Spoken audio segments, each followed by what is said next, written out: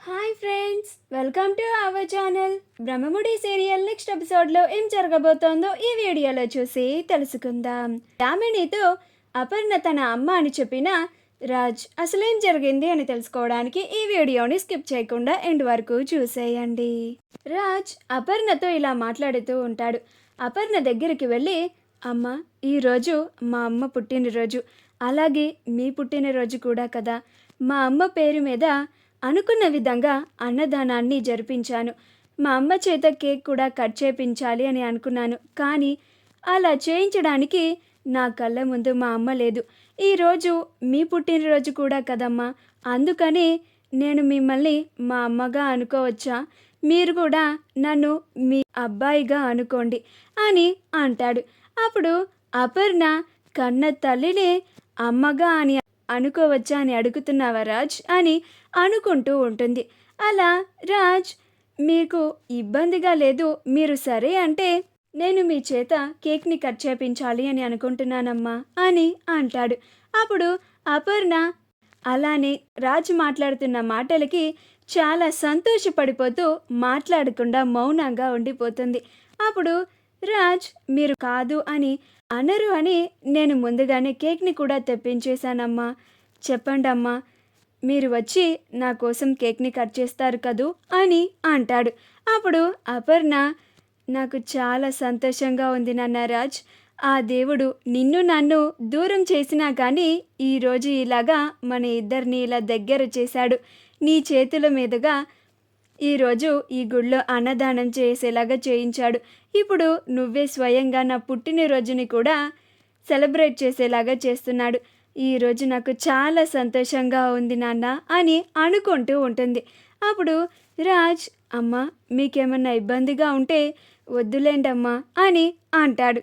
అప్పుడు అపర్ణ, అయ్యో బాబు, అదేమి లేదు, నువ్వే కదా నన్ను నోరారా అమ్మ అని పిలిచావు. ఇంకా కొడుకు ఏదన్నా అడిగితే అమ్మ కాదంటుందా చెప్పు? నీకోసం నేను వచ్చి కేక్ని కట్ చేస్తాను అని అంటుంది. ఆ మాటకి రాజ్ చాలా సంతోషపడి, చాలా థ్యాంక్స్ అమ్మా, రండి అని తానే చేయి పట్టుకొని మరి అపర్ణని తీసుకెళ్తాడు. కావ్య కేక్ని మొత్తం సిద్ధం చేసి రెడీగా ఉంచుతుంది. యామిని, రాజ్ గుళ్ళో ఏం చేస్తున్నాడు? ఇంతసేపు అయ్యింది, ఎవరినన్నా కలవడానికి వెళ్ళాడా? ఎవరై ఉంటారు? కొంప తీసి ఆ కావ్యతో కానీ మాట్లాడుతూ ఉండలేదు కదా.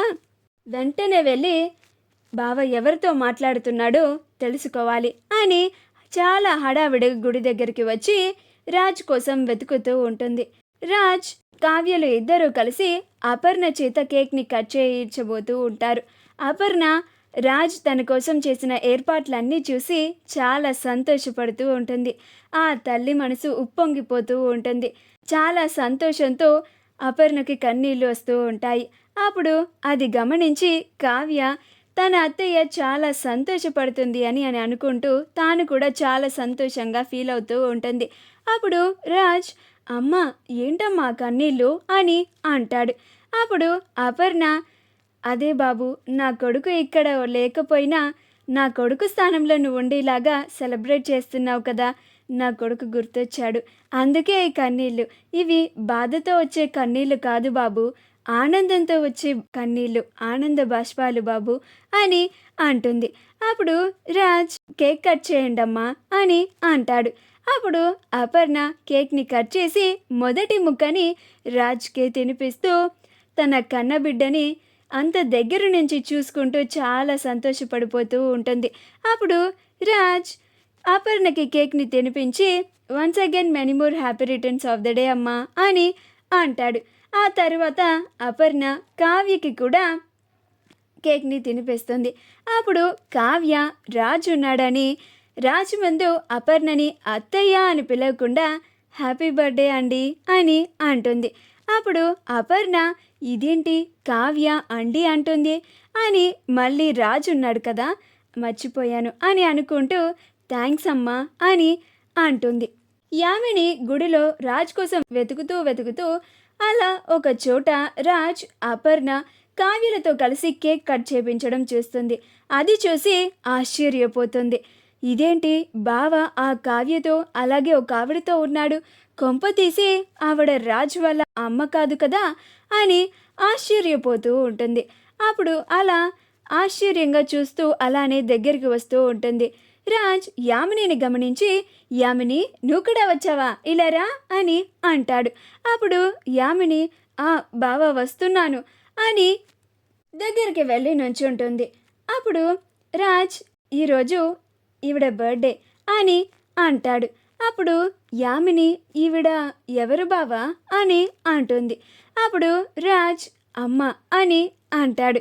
ఆ మాటకి యామిని ఆశ్చర్యపోతుంది. ఇదేంటి, రాజ్కి నిజంగానే గతం గుర్తుకు వచ్చేసిందా? ఎవరో ఈవిడిని పట్టుకొని అమ్మ అంటున్నాడు అంటే కొంప తీసే ఈవిడ నిజంగానే రాజు వాళ్ళ అమ్మ. బావకి గతం గుర్తుకు వచ్చి వాళ్ళ అమ్మని గుర్తుపట్టేశాడా, అందుకని ఈవిడని అమ్మ అని అంటున్నాడా అని చాలా కంగారు పడిపోతూ ఉంటుంది.